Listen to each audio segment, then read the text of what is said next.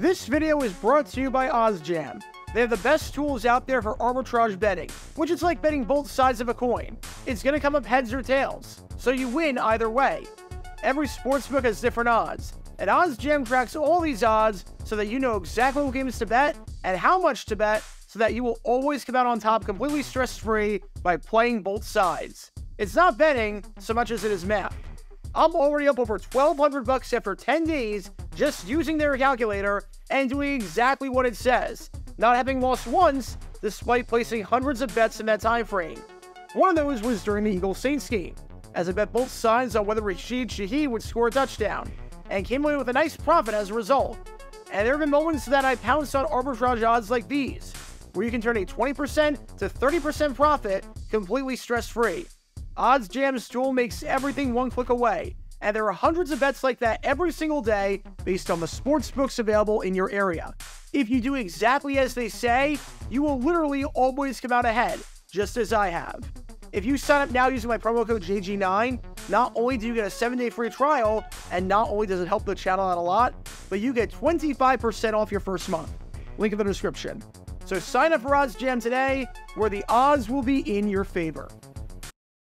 Hey, Patrick, what am I now? Bad at in-game management? No, I'm Mike McCarthy. What's the difference? Mike McCarthy is back, y'all. Because of course he is, but I'm getting a little bit ahead of myself here. Let's backtrack a little bit. September 27, 2024. It's week 4 of the NFL season, and we find ourselves at MetLife Stadium for this NFC East battle between the New York Giants and the Dallas Cowboys, where the winner gets to 500, and the loser drops to sole possession of last place in the ultra-competitive division. To say that this was... Wait, as I was saying that statement, the referee just threw another flag. Yeah, it was one of those days, but on the bright side, compared to the last two Giants-Cowboys games from 2023, where the Cowboys won by a combined score of 89-17 in two completely uncompetitive games, this one actually looked pretty good and was going to come down to the wire, where one decision could make a difference. And speaking of decisions that can make a difference, you can make a difference right now by hitting that like button down below, subscribing, and turning on the notification bell so you don't miss a single video that we post on the channel. We post every single day about the weird and the wacky history of the NFL, so if you like that sort of stuff, then this is the place for you. Thanks in advance for your support as we try and hit 70,000 subscribers. The good news for the Cowboys is that they have a 5-point lead, they have the ball in plus territory, they're past the 2-minute warning, and the Giants have no timeouts. It's going to take a lot for the Giants to come back and win this one, but it's still important that you leave as little time left on the clock as possible for them to do something. Third down, and the Cowboys call a run that goes nowhere, but that's fine, because the Cowboys are just going to line up for the field goal. Just wait until there's 1 second left on the play clock to call your timeout, and then have the unit come out there completely unrushed and have them settled in. No reason to call a play here and do anything. Why is Brandon Aubrey coming onto the field now? You're not gonna try the field goal right now, are you? You're not gonna try the field goal at time on the play clock and with the line not even close to set instead of calling a timeout, are you? Did you not learn anything from that Cleveland debacle in week 1 at the end of the first half? Did you not learn anything at all? You have a timeout. Just let the play clock wind down and take a timeout. Why are you not doing that, Mike McCarthy? Why are you not doing... Oh, of all things, no good. Welcome to Dumb Decisions. Before I break down what happened here, this whole series is about taking an in-depth look at decisions made during games that were clearly awful from the start. This isn't something look bad in hindsight. Rather, this is something look awful almost immediately. These are moves where your gut instinct tells you right away that there is no way this could possibly work. And sure enough, your gut instinct was smarter than that of an NFL head coach. And for this one, we're taking a look at the mind of Dallas Cowboys head coach Mike McCarthy. I would do the whole upper right corner thing with McCarthy, but I've done so many episodes on this man and his absolutely atrocious, downright comical in-game management skills that I'd be here for 10 hours if I listed every single one that he did. So if you do want to see them all, just look at their description, and there will be a crap ton of episodes, including one from week 1 against the Cleveland Browns, which was a very similar situation where he decided not to take a timeout, even though it made no sense not to use one. McCarthy coached an absolutely bizarre game against the Giants even despite the win. There was his challenge in the first half that was not even remotely close to being successful and never had a chance in the world at working out. There was his clock management at the end of the first half, which easily could have backfired on him and prevented the Cowboys from getting down the field in the requisite amount of time to potentially mount a drive and score before the half. And then there was this absolutely boneheaded decision, which was pretty par for the course for Mike. So with that being said, let's take a look at why not calling a timeout with 1 second on the play clock and actually having the field goal unit be ready to try the kick is a really bad idea.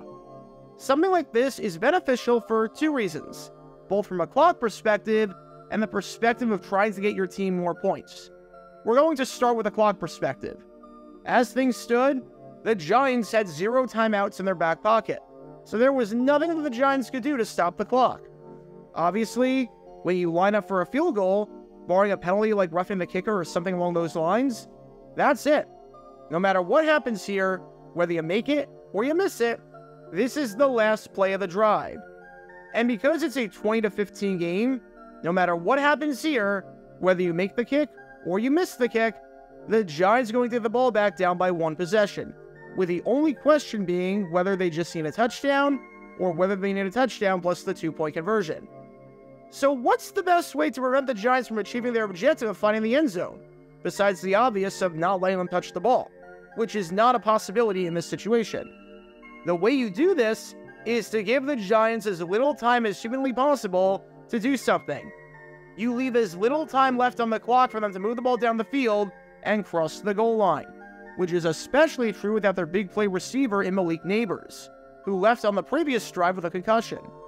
If you're playing a game where you have to pick up an object on one side of the field, and you're standing on the opposite side of the field, you're going to like your odds of getting that object if you have 30 seconds to do it, versus if you have 28 seconds. More time is a good thing for you. It might not seem like a lot, but it's a difference. And in a situation like this, every second counts. By calling the play when you did, because as we can clearly see when the ball is snapped that there are 3 seconds left on the play clock, you snapped it with 33 seconds left on the game clock. If you called timeout as the clock was expiring and called it with 1 second on the play clock, so you call it with 31 seconds, that's 2 fewer seconds that the Giants have to march their offense down the field. Now, what's the big deal with 2 seconds? Well, the field goal attempt takes 5 seconds no matter what, so the Giants are getting it back with either 26 seconds on the game clock or 28 seconds. And the difference between 26 seconds and 28 seconds could potentially be an entire play. With 26 seconds, you might only have time to call 4 plays because of the depth of the routes that the receivers will need to run. But with 28 seconds, you might have time to call 5 plays. And if the field goal misses and you get the ball at the 40-yard line, with 28 seconds, you might need to average 12 yards per play. But with 26 seconds, you might need to average 15 yards per play. Maybe if the first play takes 6 seconds, and on the second play, there's something open deep over the middle of the field, if there were 28 seconds initially, so 22 seconds when the play is called, you can throw that pass and then get to the line and spike it. Meanwhile, with 20 seconds, maybe not so much. It's minute, obviously, but there's no reason not to minimize New York's chances of winning. It's like if there's a question on a test that is worth half a point, and you have plenty of time to answer it. So time is not an issue. Sure, it might not seem like a lot, but if it's there, there's no reason not to give it a go if it increases your chances at success. But perhaps the bigger issue, besides calling this play 2 seconds too early, is the fact that the Cowboys, for no reason at all, completely rushed this field goal. If you call a timeout, you ensure the fact that everyone is set and everyone is ready, and you don't need to send guys on the field last second, meaning that stances could be off and the kicker could be off his rhythm. I mean, look at this. Just look at this. The play clock is out 8 seconds, and half the offensive line isn't even in their stance, and Brandon Aubrey isn't even fully set and looks to be trying to figure stuff out. It's tough in the NFL to kick a field goal. It's even tougher when you have to rush the process. If you don't have to rush the process, then it's not a good idea to. The Cowboys were late getting ready. With a running play clock, you have to snap it before it hits 0, whether or not everyone's ready. Coming off a dead ball like a timeout, however, you can just snap it whenever you want, and whenever everyone's ready, because you can be set before the play clock starts. And just to give you an idea of what I mean, on the Cowboys' last drive when they kicked the field goal, here was the offensive line and everyone with 8 seconds on the play clock. They were in their stance, they were in position, and they were ready to go. Same thing on this 60-yard try by Aubrey. Look at the positioning of everyone with 8 seconds on the play clock. They're all ready to go, and they're all in their stance. Now, compare that to this kicking question and what the team was like with 8 seconds left. Deer in headlights. Calling timeout would have ensured that everyone was set and would have cost you absolutely nothing, and I truly mean it, absolutely nothing. Because here's the thing with calling timeout with one on the play clock and not having your guys line up for a field goal there in the first place. When are you possibly going to use your timeouts afterwards? They can't be redeemed for future coupons at the grocery store. They can't be redeemed at the prize counter of Dave & Buster's. You can't use them for future games. You had all 3 of your timeouts. So let's say it took the game clock down to 31 seconds and called a timeout, like every single coach would have done in that situation. The field goal occurs, and you give the ball back to the Giants with 26 seconds left and 2 timeouts.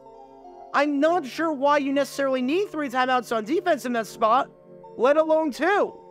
Even if we assume a doomsday scenario, and we assume that the Giants get the ball back and score a touchdown on the very first play, and now you need a quick score to answer, to have a play take roughly 60 seconds for a touchdown is going to take a minimum of 8 seconds off the clock, and likely more. Even if we assume 8 seconds, you get it back with 18 seconds left. You're not going to have time to call enough plays where there's a substantial difference, or any difference at all, between having 2 timeouts and 3 timeouts. That extra timeout is completely meaningless. So even if the reason you didn't do this and kill a few more seconds off the clock and ensure the fact that everyone was set was because you were preparing for doomsday and the most unlikely play in Giants history, which is saying a lot, that logic still falls flat because there's no difference between 2 timeouts and 3 timeouts if you get the ball back due to how little time would be on the clock in the first place. So if we're getting this right, in option 1, you can ensure that everyone is set. You can properly line up for a field goal.